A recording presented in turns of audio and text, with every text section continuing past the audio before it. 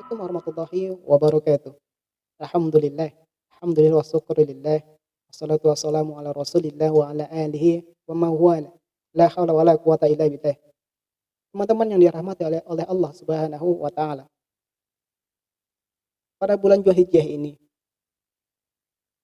ada sebuah momen yang Allah berikan kepada kita sebagai umat Islam yang kita rayakan setiap tahunnya, yaitu hari raya Idul Adha atau sering kita sebut dengan hari raya kurban.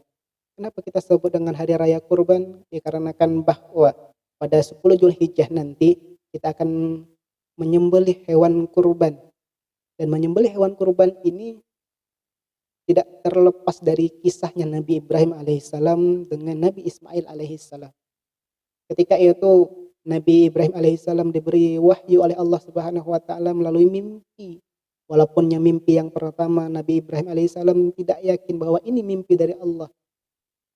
Sehingga Nabi Ibrahim alaihissalam pun diberi mimpi yang kedua kalinya.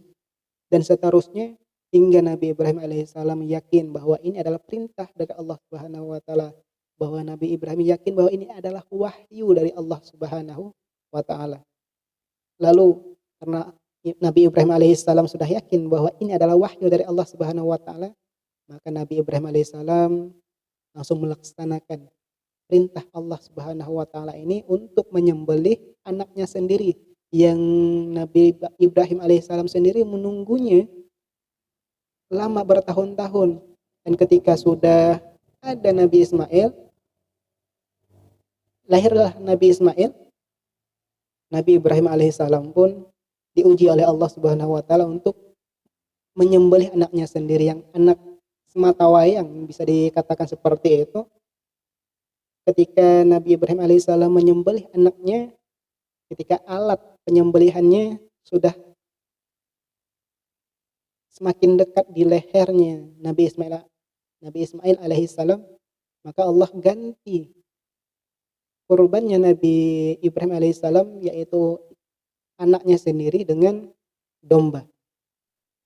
Sampai saat ini, sampai sekarang ini terjadilah kita menyembelih hewan kurban, yaitu domba, sapi, kambing ataupun onta.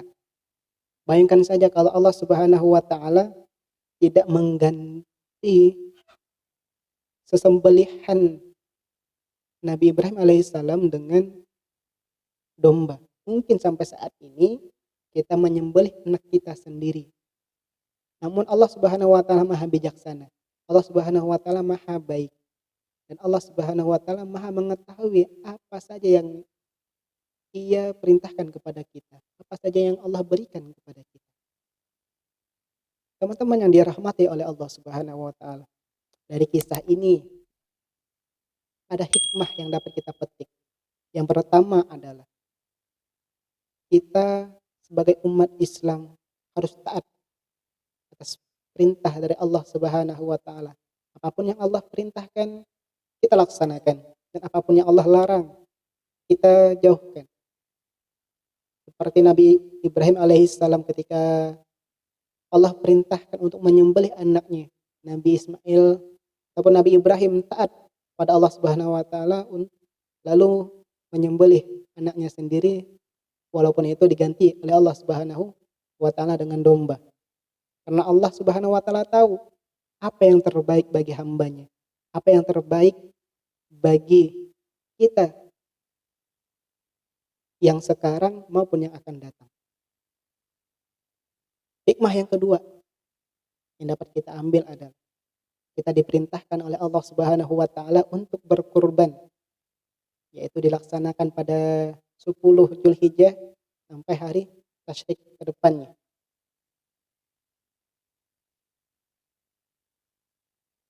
Allah perintahkan kita untuk berkurban. Bukan kita memberikan hewan kurban kita kepada Allah Subhanahu wa taala, namun kita berkurban kepada Allah Subhanahu wa taala untuk atau sebagai ibadah kita kepada Allah Subhanahu wa taala, dan untuk kita mendekatkan diri kepada Allah Subhanahu wa taala, sebagaimana firman Allah Subhanahu wa taala Quran surah Al-Kautsar ayat 2, "Fasholli lirabbika wanhar." Salatlah kamu karena Allah Subhanahu wa taala dan berkurbanlah sebagai ibadah dan mendekatkan diri pada Allah Subhanahu wa taala. Oleh karena itu, ketika Allah perintahkan kita berkurban, maka laksanakanlah kurban ini walaupun 1 tahun ataupun seumur hidup 1 kali. Kita laksanakan. Bayangkan saja kita motor mampu beli. Alat-alat elektronik yang lain kita mampu beli. Masa kurban saja kita tidak mampu untuk berkurban setiap tahunnya. 1 tahun sekali Allah memerintahkan kita berkurban. 1 tahun sekali kita diberi jatah oleh Allah Subhanahu wa taala untuk berkurban. Sayang kalau tidak diambil. Kita bisa kalkulasikan bahwa seekor sapi yang murah itu harganya kita hitung kisaran 15 juta. Dan 1 ekor sapi kata Allah, kata Rasulullah SAW itu bisa untuk 7 orang. 1 ekor sapi untuk 7 orang. Dan 7 orang ini bisa mengumpulkan duit bersama-sama patungan untuk membeli 1 ekor sapi. Misal 1 ekor sapi 15 juta. Maka per orangnya yaitu 12 juta lebih. Bukan 12 juta lebih. 2 juta lebih. 2 juta 700 atau 2 juta 400. Itu pun mungkin ada kembaliannya. Nah, kita bulatkan saja 2 juta 400. Hanya setahun kita kumpulkan 2 juta 400 untuk berkurban. Oleh karena itu, senantiasa kalau kita bertakwa, kalau kita taat pada Allah Subhanahu wa taala, perintah Allah Subhanahu wa taala kita laksanakan. Allah Subhanahu wa taala memerintahkan kita kurban, ya kita berkurban.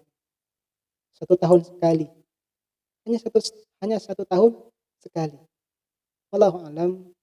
Mungkin ini saja yang dapat kita sampaikan pada video kali ini. Mudah-mudahan Allah Subhanahu wa taala selalu memberi kita kenikmatan, selalu memberi kita umur, selalu memberikan kita kebaikan dunia maupun akhirat kelak. Wassalamualaikum warahmatullahi wabarakatuh.